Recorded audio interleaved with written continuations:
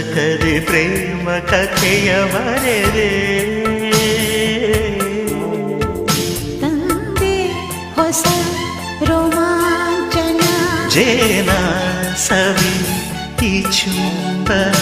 ತಂದೆ ಹೊಸ ರೋಮಾಂಚನ ಜೇನ ಸವಿ